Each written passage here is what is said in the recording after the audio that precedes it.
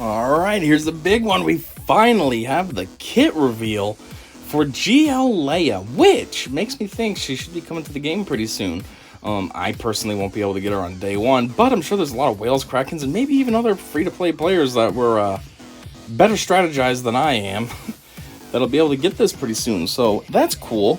Couple things before we get started. One, I do find it kind of silly that this is the version of her that's a GL. Like, I get it, she was kind of way more effective in the squad as a whole by this time, the third movie, than she was in the other ones. I mean, she was almost just a damsel in distress in A New Hope, and then in the second one she was kind of, oh, Han. This one she kind of came into her own, like, bitch, I can help myself. But I feel like if you're gonna make a GL, it should have been older Leia, the one that was with the Resistance. That's when she's a GL. I mean, think about it, galactic legend. What's more legendary? Her when she was young and just kind of starting to make a name for herself? Or the one that really did make a name for herself? You know what I mean? Like, think about presidents. You think they're remembered for what they did before they were president? No. They could have had a lot of super notable achievements, but what turned them into a, so to speak, GL was becoming the president. So you'd think her becoming the Resistance, leader is when she'd be a GL, but instead they chose her at this phase in her life, and it's like, yeah, right. I really feel like this phase of her life should have been more like a legendary character like CLS. He's a good character, but he's only legendary. We have a GL Luke. We actually have two decent legendary Lukes, Jedi Knight Luke as well, and then you get the GL, when he's Grand Master, when he really is legendary. This is the version that they choose. It's kind of goofy. I get it also coincides with Jabba. Jabba's the dark side, and she's the light side, but I don't know. This should have only been legendary version, and then GL version should have been when she was older. So, unless that's the plan, and there's going to be two GL Leias, I don't know. But anyways, second thing I want to say before we get started is, I feel like we've already got some information about her kit in the past. I thought we had her kit reveal. Didn't they give us her kit reveal unofficially in, the last Road Ahead or something like that? I feel like, or we had a bunch of tidbits or something? I don't know. This almost seems silly that we actually have a full-on real kit reveal. I mean, it's not silly, but you know what I mean. I feel like it's redundant. I don't remember anything, but I don't really pay attention either. I don't know, I could be wrong. Maybe I'm thinking of something else. I know there has been a lot of talk about her over the past couple of months. Maybe that's why I'm confused. Anyways, let's just get into it. So, key attributes. Offensive powerhouse, bitch. Able to be competitive with most GLs on offensive. I'd hope she'd be competitive with most GLs. That's kind of the whole point. GLs are supposed to be able to take out other GLs.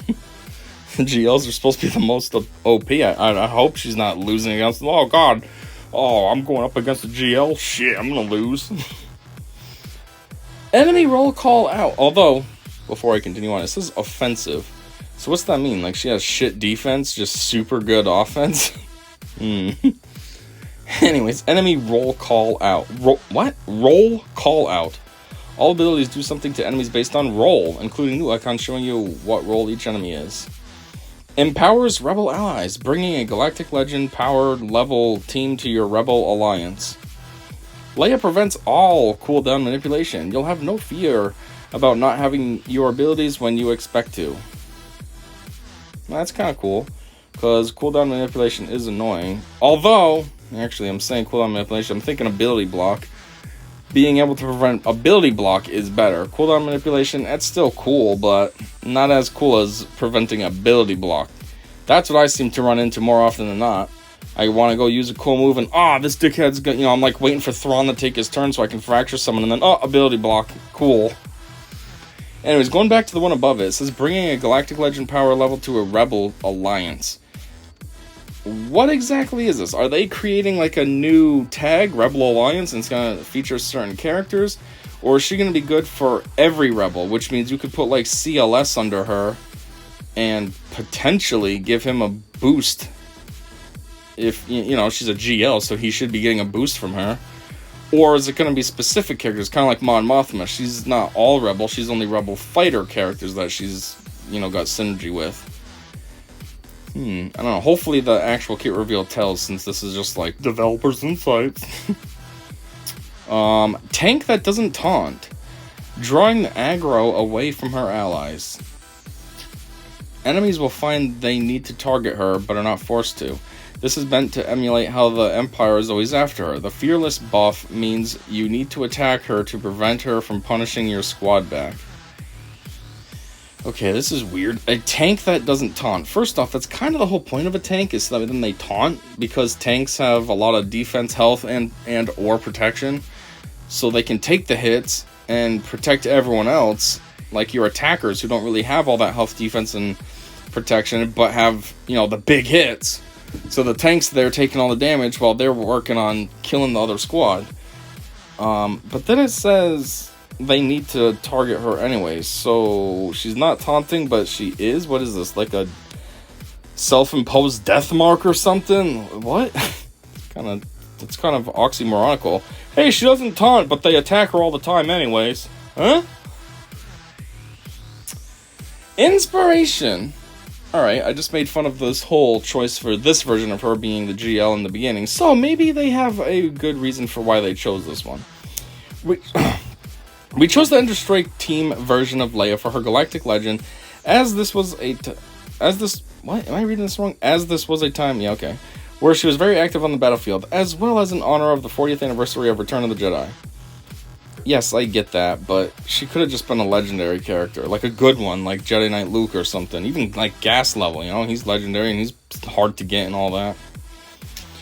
Like she is ambushing you, you can't hide from her squad. So what's that mean? You can't, like, go under stealth or anything? She tries to level the battlefield, stopping cooldown manipulation, getting around taunt, dispelling foresight. Yeah, that's kind of a way that you could hide as well. If you have foresight, that means you know what's coming and you basically dodge it. So now she's dispelling it, so you're still going to take that damage. Because even though you had foresight, you should have saw that she was going to take it off. You need to face her head on. Lots of R2 callouts from her time working with the droid. Calls R2 to assist frequently. Never underestimate a droid. Well, that's her phrase in Rise of Skywalker. So that brings up two things. One, R2 is going to be like a critical ally, essentially, in her squad. But R2's not that good, unfortunately. Like, he's alright, but he doesn't put up high damage or anything, so like calling him to assist frequently is kind of like, alright. So you're just going to tickle the enemy every other turn? The other thing is, kind of makes sense why he's a requirement to be Relic 8 for her, because, well, if he's got to be working with a GL, it makes sense that they're going to make him be a little beefier. And she has synergy with Jedi Rebel tanks like Old Ben and Kanan, each of whom she has interacted with in her past. Jedi Rebel tanks. I mean, it makes sense. Yeah, they're Jedi, but they're also rebels, so if she works with rebels, that would make sense. I mean, geez, her brother's a Jedi, so it makes sense that she kind of is familiar with Jedi because they would be his friends, so to speak. I wonder, though. Kanan's decent in a Phoenix squad. I've never really tried to use him outside of that, because I just think of him as he should be with the Phoenix squad. Who knows? Maybe I should experiment with him. Put him in a different composition of Rebel teams, or put him in a Jedi squad. Maybe he'd shine really well there, and I'd be like, wow, I've been missing out on this all along. But Old Ben, he kind of sucks, too. So I wonder, it could be kind of cool. Imagine, like, all of a sudden, something happens under a Leia lead that Old Ben is, like, kind of actually decent. Whether it's, you know, he gets a huge amount of health and protection boost or something, or, you know what I mean? That'd be kind of cool. Bring, like, a new life to Old Ben. It's ironic, too. New life to Old Ben. Strategy tips. Due to how tactical she is in her identity as a key target, she is better served on offense than defense. Basically, you're saying that for Grand Arena, or Territory Wars, I guess, keep her to go up against the team. Don't just put her there and let the team go up against her. But then that also makes a weird situation for Squad Arena, because if she's good on offense, that means by default she would have to be defense for a little bit as well. That means she'd get torn up while she's defense, but then when it's your turn for, you know, when you're going on Squad Arena, that means you'd win. So, like, it's almost like your position, your rank, or whatever you want to say, yeah, rank, in Squad Arena, if you use GL Leia, will be constantly in flux. Anyways, she can hold some ground on defense, but she was designed as a more offensive GL. Though that's not the thing I don't get either, though. If she's good as on offense, what difference would it make whether it's defense or offense? Once the battle's engaged, her offensive side's gonna come out. So, huh? That almost doesn't make sense. Enemy roles can influence your decision-making as well as the abilities to prioritize them. Choosing the right target with the right ability can drastically change the outcome of the battle. Damage the squad receives is a big mechanic. A percentage of allies received damage gets converted to bonus true damage for her basic on her next turn. So maybe that's what they're saying, is how she works better on offense. Because when you put her on defense, then it's under auto's control, and the AI is dumb in this game. Very dumb. So that means maybe you'll never be able to properly capitalize, like on this. It says, influence your decision making. Well, there is no decision making with the AI. It's just like, I'm gonna choose this move. I'm gonna choose this move. So maybe that's how it makes it better when you're on offense, because now you are controlling. Unless you just put it on auto, but otherwise you're controlling it, so you can make the best of her. All the damage Leia takes heals her allies at the start of the turn for the damage dealt to her. Well, that's goofy. All the damage she takes, your allies get healed. Hey, thanks for getting hurt, Leia. I'm feeling better now. Tactical offense. Your choice picking which character loses TM, which adds some complexity to the mechanic. Be sure to watch out for stun making you miss your turn, because the buff only lasts one turn. A hard-hitting unit like Captain Drogon can almost one-shot most units in the game, but this ability has trade-offs. Captain Drogon is such a doofy random character. He's one-shotting most of the units? What? I mean, it's under this ability, but still. Leia's squad can have a ton of out-of-turn attacks between Drogon, R2, and Jedi tanks. Leia also applies Retribution for even more attacks. So she works good with R2, as we already found out. Drogon, apparently, with the one-hits, and those Jedi tanks.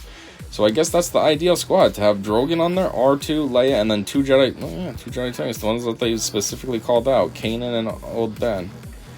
Apparently that's the ideal team, according to CG.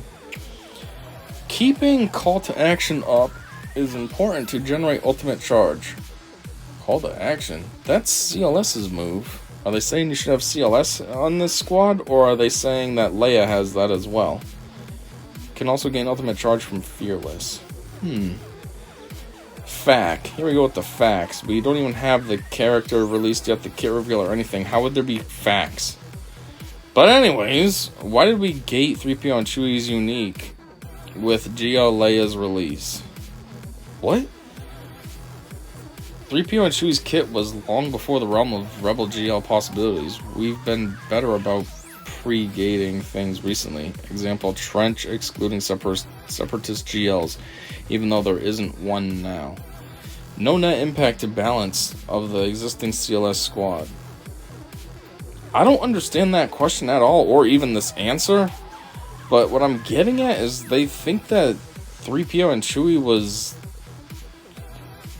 held back? Like, what are they saying? Like, why is 3PO and Chewie's kit essentially need GL Leia to be fully realized? Or are they saying, why has it been held back? Because she's coming back. I mean, because Leia's coming.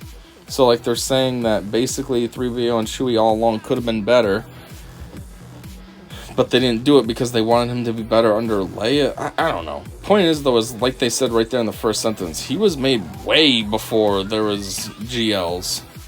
I mean, he came out before there was Jabba. He might have even came out before there was Lord Vader and Kenobi. Like, he's been in the game for a while, so that's a weird question. That had nothing to do with GL Leia. Does ambush decrease speed stack beyond -50? No.